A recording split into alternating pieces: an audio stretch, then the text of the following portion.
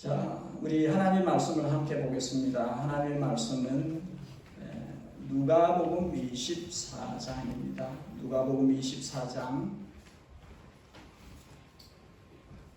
1절에서 12절까지 말씀을 보겠습니다.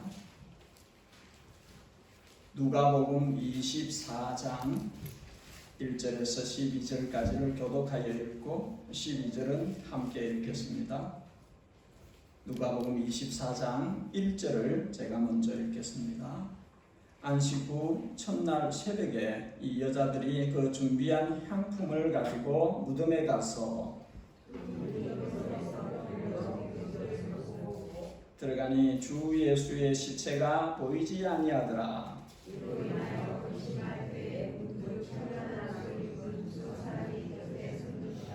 여자들이 두려워 얼굴을 땅에 대니 두 사람이 이르되 어찌하여 살아있는 자를 죽은 자 가운데서 찾느냐.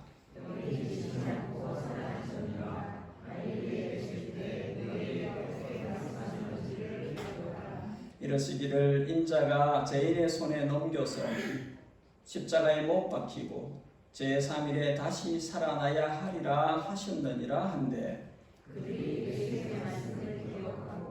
무덤에서 돌아가 이 모든 것을 11사도와 다른 모든 이에게 알리니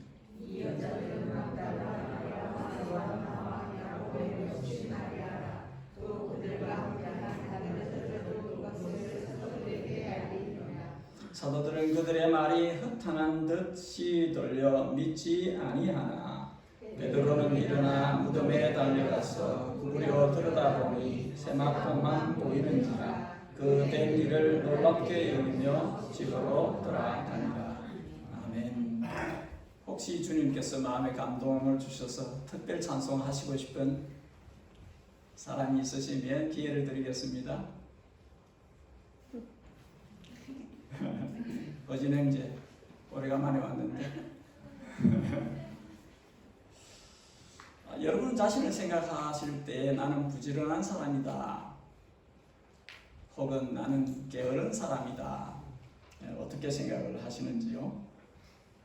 오늘 우리는 성경에서 부지런해도 이렇게까지나 하고 부지런한 여인들을 보게 되어집니다. 1절에 안식 후 첫날 새벽에, 여기서 새벽을 요한복음 20장에서는 아주 어두워서 눈앞에 잘 안 보일 때에 깊은 새벽이었다, 그렇게 말합니다. 어두워서 잘 안 보이는 시각에 여인들이 길을 나섰어요. 어디로 가고 있느냐 하면 무덤으로 가고 있어요. 누구의 무덤이냐 하면 예수님의 무덤입니다. 이들 손에 들린 것이 향품입니다. 향유일 수도 있고, 그래 시체를 위한 것입니다. 아리마대 사람 요셉과 니고데모가 향유를 발라서 그 시체를 안치했다는 것을 이 여인들이 보았습니다. 그래서 성경에 보면 그들이 지켜보고 있다가 3일 후에 여기 온 것이에요.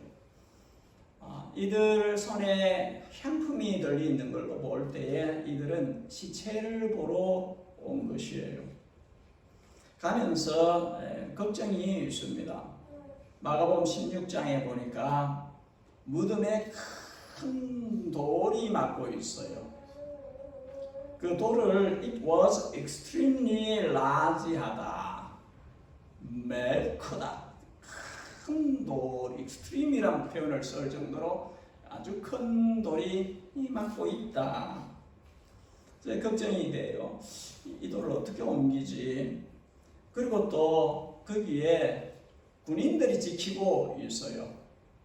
군인들이 혹간 여기 와서 시체에 손을 댈까봐 손대지 못하도록, 손을 못 대도록 그렇게 지키고 있습니다. 마태복음 27장에 보면 예수님이 십자가에 못 박혀 죽게 한 이 권력을 가진 사람들이 로마 그 총독인 빌라도를 찾아가서 그 이야기를 합니다. 저가 살아있을 때에 3일 후에 부활할 거다, 그렇게 이야기를 했는데 제자들이 출입을 써서 이 시체를 훔쳐가 놓고는 그 말한 대로 예언한 대로 살아났다 이렇게 하면 혼란이 더 심해질 것 같아요. 그러니까 우리로 하여금 지킬 수 있도록 해주세요. 빌라도가 허락을 합니다. 그러니까 얼마나 철저하게 봉쇄를 하고 있는지, 인을 찍어가지고 이 봉인 인 떼면은 큰일 난다 하는 것까지 해가지고 지키고, 사람들도 지키고 돌을 막아놓고 돌에다가 인을 쳐서 이거 함부로 떼면 안 돼요까지 표시를 해놓은 것입니다. 마가복음 15장에 보면 이 모든 것을 다 지켜보았던 사람들이 이 여인들이고, 그래서 난감한 거죠. 우리 가긴 가는데 그 가서 어떡하나, 사람들도 어떻게 설득을 해서 그렇게 들어가서 이 한품을 써지, 그 돌은, 그렇게 큰 돌은 어찌 옮긴단 말인가 등등 이렇게 숙제가 있는 것입니다. 근데 무덤에 도착했어요. 도착해서 연달아 쇼크를 받는 놀라운 일이 생깁니다. 첫 번째 이들이 놀란 것은 사람이 없는 거예요. 경비병이 가드들이 지킨 파수꾼들이 어디로 갔는지 안 보이는 것입니다. 그리고 무덤을 막고 있는 그 큰 돌이 굴러져서 이 무덤이 들어갈 수 있도록 그냥 열려 있는 것이죠. 그리고 더 깜짝 놀라게 하는 것은 무덤 안에 시체가 없는 것입니다. 이게 아예 다 없으면 또 누가 이렇게 옮겨갔나 이런 생각을 하는데, 시체를 쌌던 포대기는 세마포는 그대로 있는 거예요. 수건도 그대로 있고. 뭔 일이지? 이제 충격을 받는 것입니다. 이 세 번째 이들을 깜짝 놀라게 한 것은 somebody가 거기에 있는데, 누군가가 거기에 있는데, 그들은 라이튼이라는 표현을 써서 번개 같은 몸을 가지고 있는, 그러니까 빛나는 몸이겠죠. 빛나는 몸을 가지고 흰 옷을 입은 somebody가 거기 있는 것입니다. 그래서 성경은 이것을 천사라, 주의 사자라, 천사들이라 그렇게, 천사들이 거기 있습니다. 너무 놀랬겠죠. 형광아, 천사 봤어? 못 봤지. 그러니까 이게 이 사람들이 천사를 처음 보고 너무 놀래가지고 다 엎어졌습니다. fell down 됐어요. 뭐고 이게 하고 다 엎어진 것이죠. 이 천사들이 말을 걸어옵니다. 뭐라고 이야기를 하느냐 하면, 너희가 어찌하여 살아있는 자를 죽은 자들 가운데서 찾느냐? 산 자를 왜, 살아있는 자를, 살아나신 자를 왜 죽은 자들 가운데서 찾고 있느냐? 그 말씀을 하는 거죠. 너희가 찾는 그분은 여기 계시지 않고 살아나셨다. 전에 갈릴리에서 말씀하신 것을 기억하지 못하겠느냐? 말씀하시기를 그때 뭐라고 말씀하셨냐면, 인자가 죄인의 손에 넘겨 십자가에 못 박히고 3일 만에 다시 살아나야 하리라 하셨느니라. 기억하라는 거죠. 이미 말씀하신 것이라고. 무덤에 가서 시신이 부패하지 않도록, 썩지 않도록 뭔가를 하려고 했던 여인들이 충격을, 이 아침에 이 새벽에 충격을 연달아 받았습니다. 그리고 천사가 저에게 한 말, 왜 산자를 죽은 자들 가운데서 찾느냐? 이 말씀에 이들의 믿음의 챌린징이 되어지는, 그리고 21세기를 살고 있는 우리에게도 이 말씀은 우리에게 던지는 메시지가 아주 분명하게 있습니다. 우리 한 두 가지만 오늘 보려고 합니다. 한번 따라하겠습니다. 예수님의 말씀은 믿을 때 혼란에서 벗어날 수 있습니다. 벗어날 수 있습니다. 갈릴리에서 예루살렘까지 올라온 이 여인들의 예수님에 향한 열심과 헌신과 부지런함은 알아줄만 합니다. 소중한 것이에요. 주님을 위해서 열심을 내는 것 소중한 일입니다. 그러나 더 필요한 것은, 더 소중한 것은 주님의 말씀에 반응을 하는 것입니다. 하나님의 말씀에 알맞게 반응하는 것입니다. 그 말씀을 신뢰하고 그 말씀을 따르는 것입니다. 열심도 중요하지만 그보다 더 중요한 것은 말씀을 믿고 따라가는 그것입니다. 3년 동안 갈릴리에서부터 홍금이만 지속적으로 예수님의 입에서 나오는 말씀을 들었습니다. 귀로만 들은 것이 아니라 온갖 기적들로 그 말씀에 authority와 파워가 있는 것을 확인을 했고 경험을 했습니다. 예수님의 말씀에는 빈말이 없다는 것을, 그분이 말씀하시면 그대로 이루어진다는 것을 이들은 알았어야 했습니다. 믿었어야 했습니다. 확신을 갖고 있었어야 했습니다. 우리들에게도 마찬가지입니다. 주님이 말씀하실 때에 우리가 그 말씀에 믿음으로 반응을 해야 합니다. 그 말씀을 신뢰해야 됩니다. 그 말씀이 그대로 이루어지리라 하는 conviction, 확신을 갖고 있어야 합니다. 그러니까 이 부활의 새벽에 이들은 시체를 만나러 한 품을 들고 오는 것이 아니라 주님 부활하심의 꽃다발을 가지고 표현하자면 말씀하신 대로 이루신 것을 축하합니다. 표현하자면 이 새벽에 죽음을 이기시고 다시 사신 분에게 이 감사를 표하는, 축하를 표하는 모습으로 왔어야 했다는 것이죠. 지난 3년 동안 누구도 예수님을 어떻게 할 수 없었습니다. 군사들이 있었지만, 로마의 군대가 있었지만, 대제사장에게 저들의 파수꾼들이, 성전 파수꾼들이 있었지만, 힘을 가지고 있었지만 예수님을 어떻게 하지 못했어요. 왜냐하면 아직 하나님의 때가 되지 않았기 때문에. 예수님은 하나님의 때에 맞추어 일하셨고 스스로 자기 목숨을 십자가에 내어주신 것이어요. 그분이 원치 않고 하나님이 허락지 않으시면 누구도 건드릴 수 없어요. 스스로 자신의 생명을 십자가에 내어놓은 것입니다.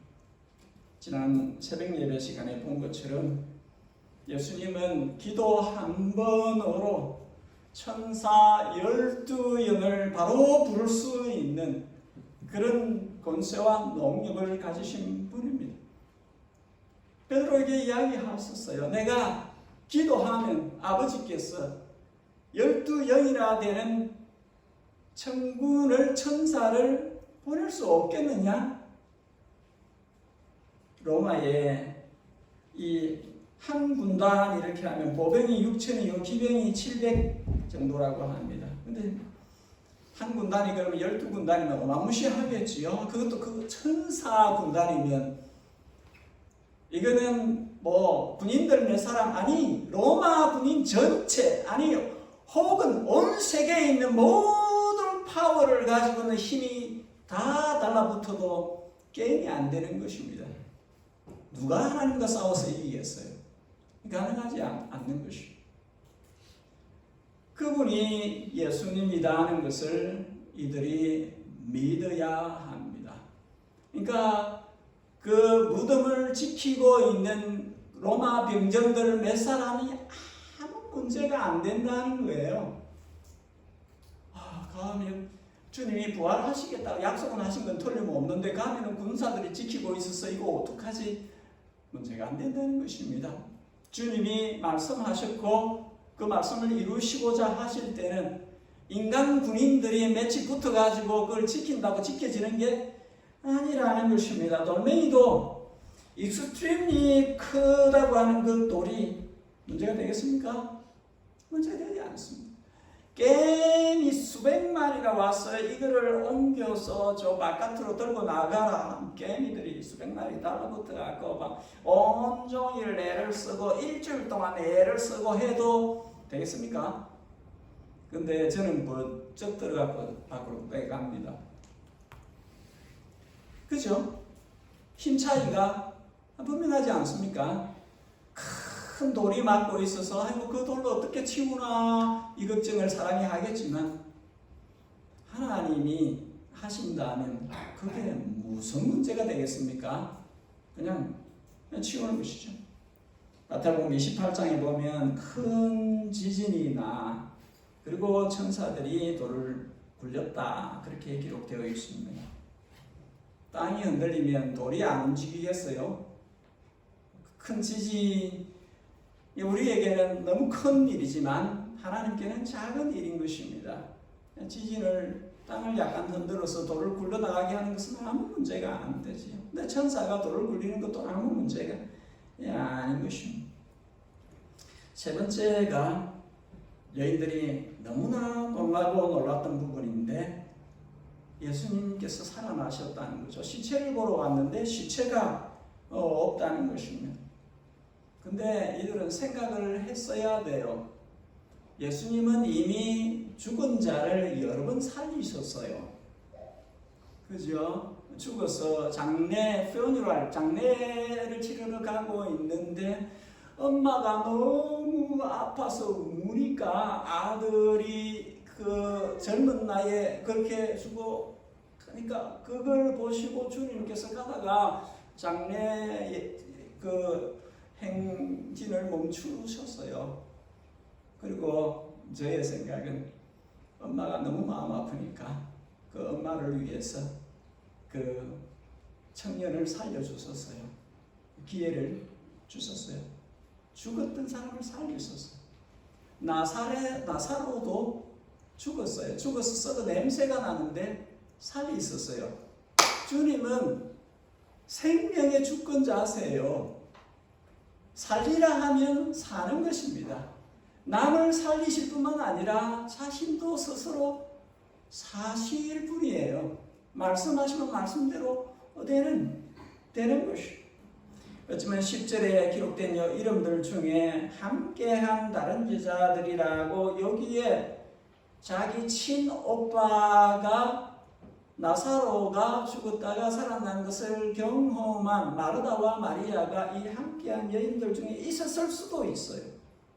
그러니까 주님이 어떤 분인지 알고 있어야 했었다는 것이죠. 나는 부활이요 나는 생명이니 나를 믿는 자는 죽어도 살겠고 살아서 나를 믿는 자는 영원히 죽지 아니하리라. 이 말씀을 하신 그분이 어떤 분이신지에 대해서 확신을 갖고 있었어야 해야 되는 것이지요. 그래야 시체 보러 여기 오지 않았다는 것입니다. 누가복음의 기록자 메디컬 독터 에카우사이면서 역사학자인 누가 의도적으로 3절에 아마 이렇게 적은 것 같아요. 주 예수의 시체가 보이지 아니하니라. 생명의 주 예수님과 dead body, 죽어있는 시체는 서로 안 맞는 것입니다. 주 예수와 시체는 안 맞는 것이죠. 그러니까 잠시 목적이 있어서 죽음을 맛보셨으나 죽음이 홀딩할 수 없는 분이라는 거죠. 생명 itself, 생명 자체이신, 생명의 주권자이신 그분인 것입니다. 사도행전 2장 하나님께서 그를 사망의 고통에서 풀어 살리셨으니 이는 그가 사망에 매여 있을 수 없었음이라. 히브리서 2장 9절 죽음의 고난받으심으로 말미암아 영광과 존귀로 관을 쓰신 예수를 보니 이를 행하시는 하나님의 은혜로 말미암아 모든 사람을 위하여 죽음을 맛보려 하심이라. 스스로 모든 사람을 위해 그 모든 사람의 저와 여러분들이 인클루드 들어가 있어야 됩니다. 그 들어가 나를 위해서 죽음을 맛보려 하셨다. 부활절 이른 새벽 예수님을 무덤에서 시체로 만나려고 했던 여인들은 큰 충격을 받았습니다. 이 충격의 기본적인 이유는 믿지 않았기 때문에, 말씀하신 대로 이루어질 것을 믿지 않았기 때문에 혼란이 생긴 것입니다. 놀랍게도 이 여인들만 아니라 11절에 보니 예수님의 제자들도 예수님의 부활을 믿지 않았다.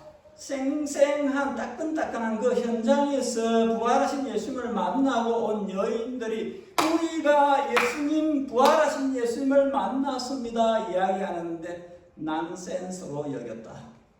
헛소리 하는 걸로 생각했다. 그렇게 제자들이 그렇게 했다는 것이. 여러분, 내게, 내 가정에, 우리 공동체에 여기에 무언가가 혼선이 있다면 그 혼선은 하나님의 말씀을 굳이 그대로 믿지 않기 때문에 일어나는 것입니다. 말씀대로 되리라 한 것에 그 믿음을 붙들고 있지 않기 때문에 혼란이 일어나는 것입니다. 우리 안에 있는 모든 영적인 무질서는 하나님의 말씀을 순전하게 받지 않기 때문에 일어나는 것이에요.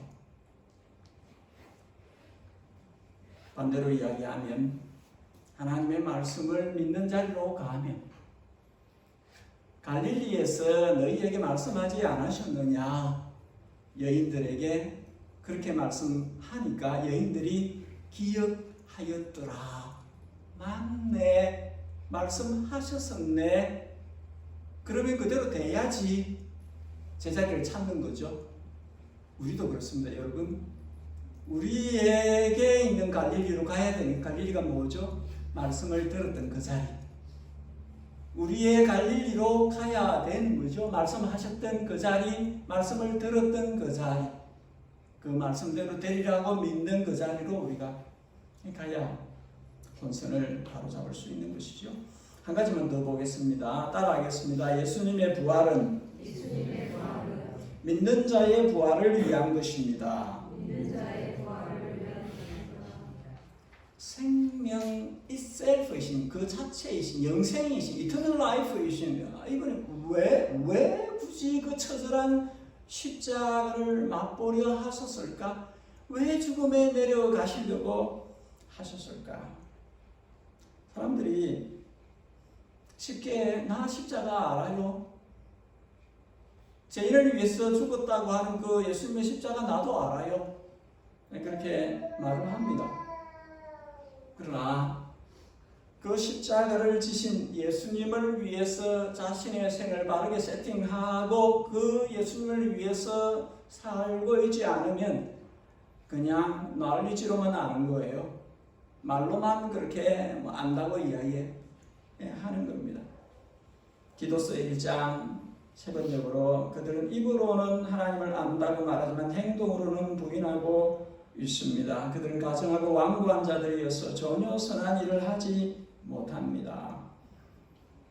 믿음은 삶으로 가야 합니다.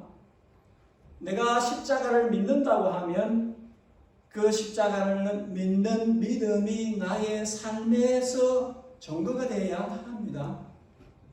여러분, 제가 자주 이야기합니다. 네가 예수 믿고 천당 가면 내가 예수 안 믿고 만당 가겠다. 예수님을 믿는다는 사람이 그 믿음을 삶으로 증명하지 않으면 사람들이 조롱을 하는 거예요. 그 믿음이 뭐냐고, 그게 뭘 보여주냐고. 예수님이 십자가를 지시면, 죄가 없으신 분이 굳이 거룩한 몸으로 죄값을 지불하시면 우리가 더 이상 옛날과 같이 살지 않도록 하시기 위해서 그렇게 하신 것입니다.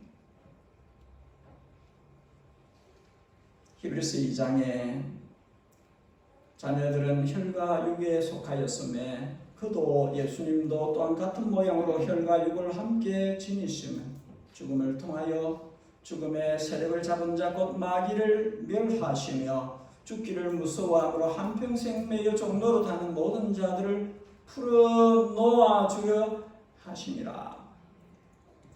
사람들은 죽는 것을 겁내요. 죽는 것을 무서워합니다.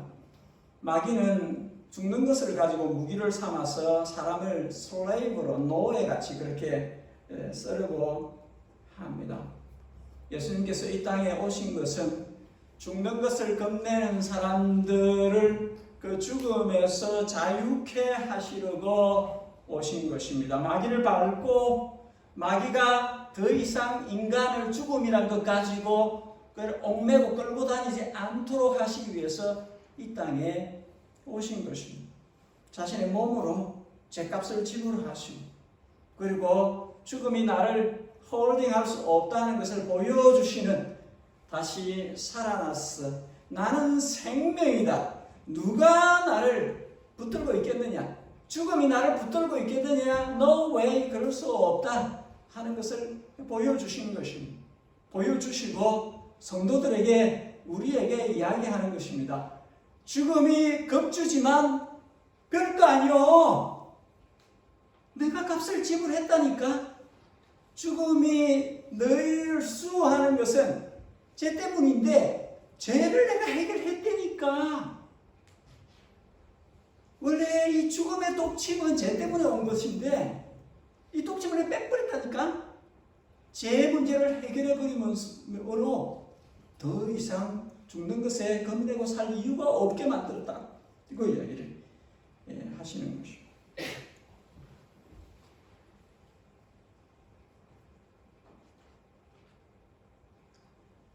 3일 만에 다시 살아날 것이다. 분명히 그렇게 말씀을 하셨습니다. 근데 만일에 살아나지 못했더라면, 만일에 십자가에서 죽으신 것까지는 맞는데 부활하지 못했다면, 다시 살아나지 못했다면 어떻게 되었을까요? 모든 것이 거짓이 된다 하는 것을 바울이 이야기를 합니다. 모든 주신 말씀 약속들이 다 공표가 된다.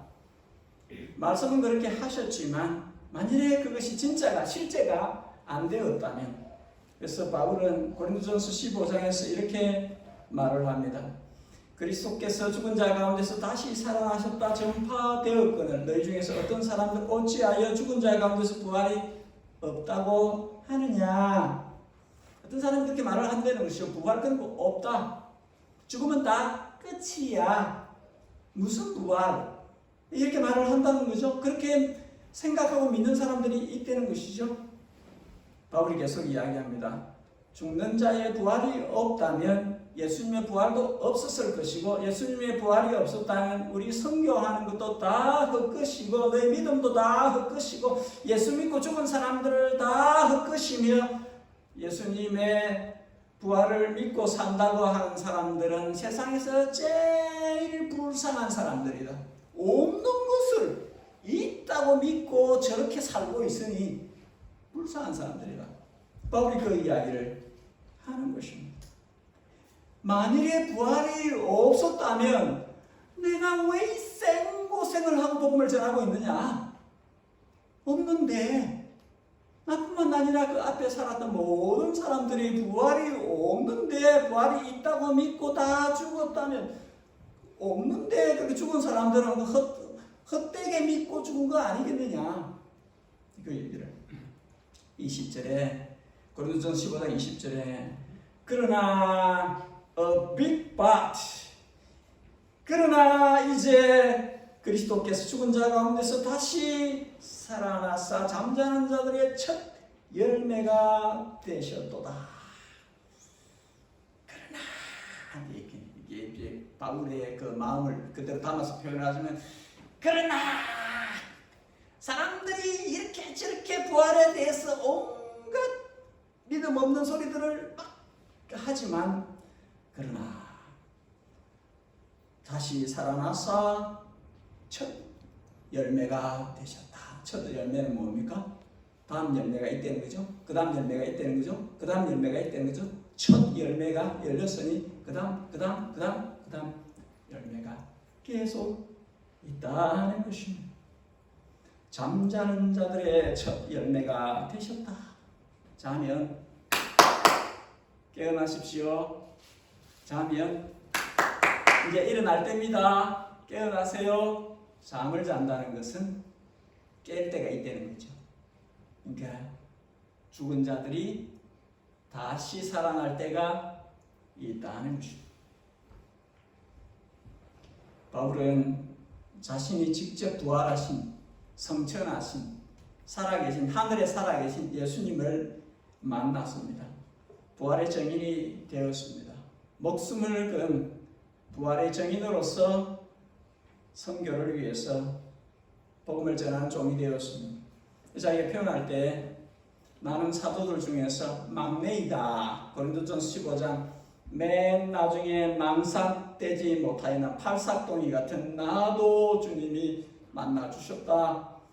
나는 사도 중에 가장 작은 자라. 그리고 앞에 얼마나 많은 사람들이 죽었다가 부활하신 다시 사신 예수님을 만났는지 설명을 합니다. 고린도서 15장 3절 내가 받은 것을 먼저 너희에게 전하였노니 이는 성경대로 그리스도께서 우리 죄를 위하여 죽으시고 장사 지는 바 되었다가 성경대로 사흘 만에 다시 살아나사 5절에 게바 베드로에게 보이시고 그 다음에 12제자에게 그 다음에 500여 형제에게 일시에 보이시고 그 중에 지금까지 대다수는 살아있고 어떤 사람들은 잠들었으면 그 후에 야고보에게 보이시고 그 후에 모든 사도에게와 맨 마지막에 망삭되지 못하여 나에게도 보이셨느니라. 누가 부활을 안 믿느냐? 내가 증거가 있다. 이 사람도 보았고 한 자리에서 500명이 모여있는 자리에서도 보았고 그들 중에 살아있는 사람들이 많이 있다. 혹시 묻고 싶으냐? 내게 오라. 그때 어드레스는 어떻게 했는지 모르겠지만 내가 어느 동네에 살아있는 예수님 부활하신 거 만난 사람 내가 소개시켜 줄 테니 가서 만나라. 지나가는 이야기 아니라고. 지금 바울이 이 글을 적을 때에 아직도 부활하신 주님을 만나는 사람이 많이 있어요. 그러니까 원하면 그분들 가서 만나서 어떻게 만났는지 설명 들을 수 있다. 그런 이야기를 하는 것이죠. 12절에 베드로도 여인들처럼 무덤으로 달려갔습니다. 시체를 볼 수 없었고 세마포만 보았습니다. 베드로는 예수님을 3번이나 모른다고 부인을 했기 때문에 아픈 가슴을 갖고 살아가는 사람입니다. 만일에 주님께서 부활하신 주님께서 베드로를 안 만나 주셨으면 베드로는 피폐한 삶을 살다가 생을 마쳤을 것입니다. 그러나 우리 주님은 그를 다시 만나 주셨고 그로 하여금 부활의 증인이 되게 하셨습니다. 주님을 부인하고 겁내어서 도망쳤던 이 베드로가 사도행전에 보면 많은 사람들 앞에서 담대하게 주님을 증거합니다. 어떻게 이렇게 바뀌었을까요? 그를 죽인다고 하는 사람 앞에서도 담대하게 말을 합니다. 죽음을 겁내었던 베드로가 어떻게 이렇게 바뀐 것일까요? 사도행전 4장 19절에 베드로와 요한이 대답하여 이르되 하나님 앞에서 너희의 말을 듣는 것이 하나님의 말씀을 듣는 것보다 옳은가 판단하라. 우리는 보고 들은 것을 말하지 아니할 수 없다. 정인이 된 거죠. 담대한 정인이 된 거죠. 어떻게 이런 변화가 일어났을까요? 부활하신 예수님이 그를 만나 주셨고 그에게 성령을 허락해 주셨어. 성령을 부어 주셨어. 이 이후로는 부활의 증인으로 살도록 은혜를 베풀어 주셨기 때문입니다. 1905년 노벨 문학상을 탄 폴란드 작가 생케비치의 쿠오바디스 주여 어디로 가십니까? 하는 이 영화, 이 소설, 이 영화로도 만들어졌는데 마귀자식 같은 네로 황제가 로마를 불태우고 그 책임을 그리스도인들에게 전가시켜서 엄청난 많은 사람들이 순교를 당할 때에 그리스도인들이 죽임을 당할 때에 베드로가 그 영화의 그 소설에 의하면 도망쳐 나옵니다. 도망쳐 나가는 길에 너무나 낯이 익은 주님을 보게 되어지고 묻는 것입니다. 어디로 가십니까? 주여, 어디로 가십니까? 구호바데스 도미니, 주여 어디 갑니까? 어디 가십니까? 그 영화에서는, 그 글에서는 주님께서 이렇게 말을 하십니다. 난 네가 버리고 가는 사람들을 위해서 로마로 들어간다. 베드로가 자신이 받은 사명을 뒤로 하고 로마를 벗어날 때에 주님께서 베드로 대신에 로마로 들어가시는 모습을 그래서 보여주는 것입니다. 베드로가 길을 돌이켜서 로마로 들어가서 죽습니다. 전설에 의하면 순교를 당할 때 베드로가 그렇게 이야기를 했다고 합니다. 내가 어떻게 주님과 같은 모습으로 십자가를 쥐겠느냐, 나를 거꾸로 십자가에 매달아 달라 하고 그렇게 해서 생을 마쳤다고 합니다. 예수님의 부활의 증인으로 살았던 이 베드로는 그의 편지, 첫 번째, 두 번째 편지에서 이 땅의 성도들에게 부활에 대해서 확신을 갖고 살도록, 하나님의 말씀을 순종하면서 살도록 권면을 합니다. 여러분, 시험이 있을 것입니다. 성도가 이 땅에 살면서 여러분들을 테스트하는 시험이 있을 겁니다. 불로 연단하는 시험이 있을 것입니다. 그러나 이상히 여기지 마시고 오히려 주님의 고난에 동참하는 것을 즐거워하십시오. 주님의 영광이 나타날 때 그 기쁨을 맛보고 누리게 될 것입니다. 여러분, 내가 여러분에게 전하는 것은 공교히 메이드업한, 지어낸 것이 아닙니다. 세상에 쏙지 마십시오. 세상의 메시지에 쏙지 마십시오. 나는 경험한 사람입니다. 그 현장에서 주님의 위엄을, 주님의 영광을 체험한 사람입니다. 세상의 메시지에 쏙지 마십시오. 말씀이 증거하는 대로 믿음을 갖고 사셔야 합니다. 거룩한 행실과 경건함으로 하나님의 날이 임하기를 바라보며 간절히 사모하며 사십시오. 마지막으로 사도 바울의 권면입니다. 고린도전서 15장.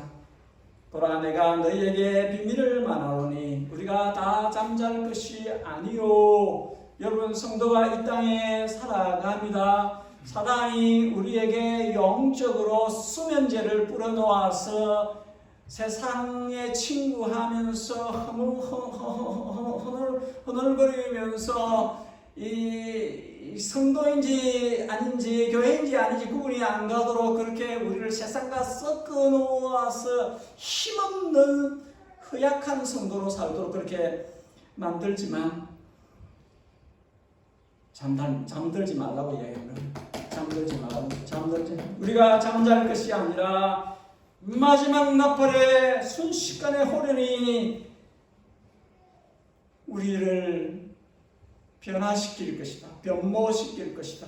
죽은 자들이 죽지 아니할 것을 입을 것이고 썩을 것이 썩지 아니할 것을 입을 것이고 우리가 다시 살아날 것이고 사망을 이기고 사망을 삼키고 이길 것이다 하는 그 약속이 진짜가 될 것이다.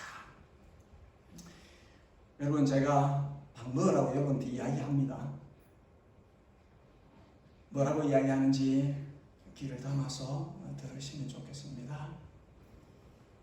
주님의 약속은 사람들이 지어낸 것이 아닙니다. 그 약속 그대로 이루어질 것입니다. 저는 저와 여러분들 모두가 우리가 부활의 몸을 입을 그때에 이 몸 말고 이 몸은 후패합니다. Getting old, 나이 들어가면 다 힘 없어져요. 이 몸 말고 부활의 몸을 주실 것입니다. 마지막 나팔 소리 울려 퍼질 때 그 몸을 다 입으셔야 됩니다. 입으셔야 돼요. 정말입니다. 한 사람도 영벌을 받아 지옥에 던져지지 않기를 바라요. 한 사람도 신령한 몸으로 변화해야 됩니다. 부활은 사람이 지어낸 이야기가 아니에요. 예수님이 첫 열매이십니다. 계속 열매가 있을 것을 말씀하시고 우리가 거기에 오라고, 거기 참여하라고, 너희도 부활하여 나와 함께 영혼을 보내자, 그렇게 말씀을 하시는 것입니다. 우리 주 예수 그리스도로 말미암아 우리에게 죽음으로부터 승리를 주시는 하나님께 감사하노니. 여러분 한번 더 그냥 제가 읽겠습니다. 그러므로 내 사랑하는 형제들아, 견고하며 흔들리지 말고 항상 주의 일에 더욱 힘쓰는 자들이 되라. 이는 너희 수고가 주 안에서 헛되지 않은 줄 압니다. 아멘. 우리 같이 기도하겠습니다. 이 땅의 성도의 삶은 고달프지만 헛되지 않습니다. 주님을 위한 모든 섬김과 수고는 in vain이 아닙니다. 허공을 치는 것이 아닙니다. 웨이스팅 하는 것이 아닙니다. 이 땅의 성도가 주님을 위해서 경건하고 신실하게 살려고 하는 것, 말씀을 붙들고 살려고 하는 것, 말씀이 내 인격이 되도록 하려고 하는 것, 말씀이 나의 삶이 되도록 하는 것, 그렇게 몸부림치는 것은 헛되지 않은 수고입니다. 열매 맺는 수고입니다. 끝까지 가면 주님, 우리 주님 눈앞에 설 때까지 이 믿음의 경주를 신실하게 경주하면 반드시 말씀이 그대로 이루어지는 것을 확인할 수 있을 것입니다. 확인하게 될 것입니다. 부활의 몸을 입고 확인할 수 있게 될 것입니다. 여러분, 2023년 부활주일에 우리에게 주신 믿음을 순전하게 확실하게 붙들고 살자. 세상이 어떻게 우리를 넘겨뜨리려고 할지라도, 얼마나 많은 세속적인 영향력들이 우리를 믿음에서 떨어뜨리려고 하고 영적인 수면제를 뿌려놓아서 이상한 모양으로 만들려고 할지라도 나는 아니야. 나는 성도이며 그리스도의 제자이며 순례자의 길을, 믿음의 경주를 끝까지 달려갈 것이다. 그 마음을 가지고 그렇게 살겠다고 다짐하고 결단하고 그렇게 믿음 생활을 하셔야 합니다. 오늘 주신 말씀 가운데 내 마음을 치고 들어오는 나의 삶의 실천으로 가져가야 되겠다고 생각한 부분이 있으면 그렇게 되도록 도와주십시오. 기도하고 예담 공동체를 위해서 기도해 주십시오. 예담에 속해 있는 모두가 영적으로 또 자신에게 주어진 그 사역과 사명을 신실하게 감당할 수 있는 그런 건강한 믿음을 가진 사람들 되어지도록, 또 육신적으로 연약한 부분들 주님께서 만져주시고 강건케 해주시기를 예담 공동체를 위해서 기도해 주시고, 복음을 전하는 이들을 위해서 기도해 주십시오. 이 땅에 복음을 전하는 모든 주님의 종들, 복음의 전달자에게 함께해 주시기를, 저들을 힘주시고 용기 주시고 일어나 자신에게 허락된 그 일을 잘 감당할 수 있도록 도와주시기를, 마지막으로 우리 자녀 세대를 위해서 기도하겠습니다. 우리의 자녀들이 항상 주님 눈앞에 있게 해주시고 주님의 길에서 벗어나지 않게 해주시고 주님의 인도하심을 따라서 한 걸음씩 자기의 생을 높은 가치가 있는 곳으로 그렇게 걸어갈 수 있는 우리의 자녀들이 될 수 있도록 도와주십시오. 우리 한 2, 3분 동안 합심해서 통성으로 같이 기도하는 시간을 갖겠습니다.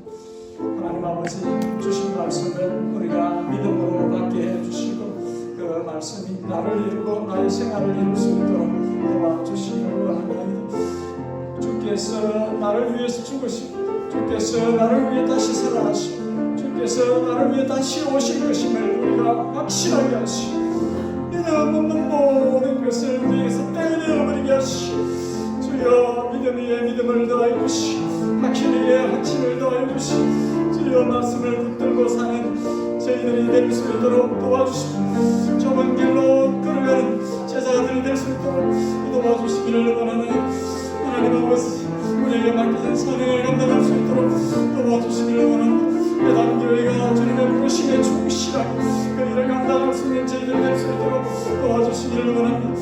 하나님 아버지 땅 위에 온전한 일에 힘쓰고 애쓰는 모든 주의 종들을 주께서 붙들어 주시고 그들의 삶과 사역의 현장 가운데 주님 함께하여 주시기를 원하오며 주님 필요들을 채워주시고 주님이여 그들의 마음에 주의 영을 부어주소서. 그들의 심령이 주님으로 인해서 힘을 얻게 하시고 주님께서 올려주시는 듯 알게 하시는 대로 앞으로 나아갈 수 있도록 도와주시기를 원합니다. 우리 아버지 하나님 우리의 자녀들에게 은총을 베풀어 주시옵소서. 그들의 영이 맑아지게 하시고 주여 주의 영으로 주님을 부어주소서. 우리 자녀들의 영혼이 항상 주님의 말씀으로 주님의 성령으로 새로워질 수 있도록 도와주시옵소서. 죄를 멀리하게 하시고 주 세상을 멀리하게 하시고 죄의 정욕과 안목의 정욕과 이성의 자랑과 세상에 있다 없어질 어리석은 것들에 파묻혀 살지 않도록 도와주시고 주님 우리를 새롭게 하여 주시고 하나님 아버지 주님의 사랑 안에서 강력케 하여 주시고 주님의 서슴만 그런 한 그릇으로 빚어주시고 만들어주시기를 원합니다. 우리와 함께 하여 주시옵소서. 하나님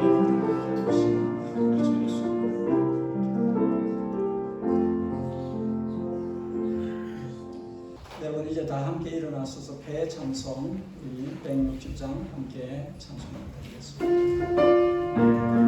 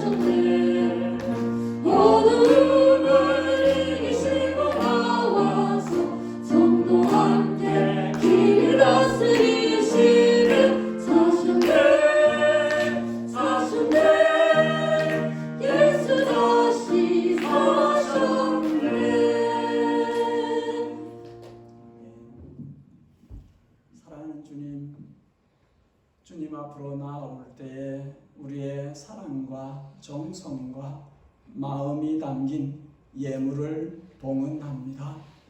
우리의 삶의 현장 속에서 일어난 수입들을 이 모든 것이 주님께로부터 왔음을 인정하고 주님께 돌려드립니다. 주님 나라, 주님 선하신 뜻에 알맞게 사용해 주옵소서.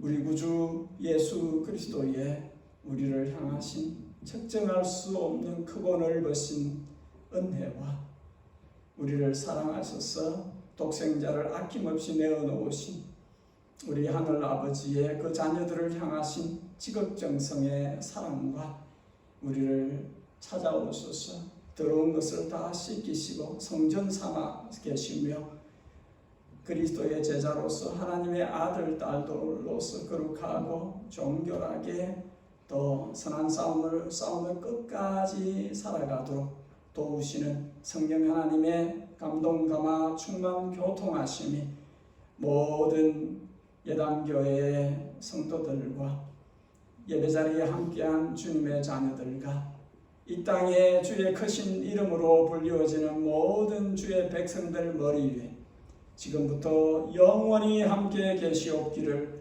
진심으로 축복하옵나이다. 아멘.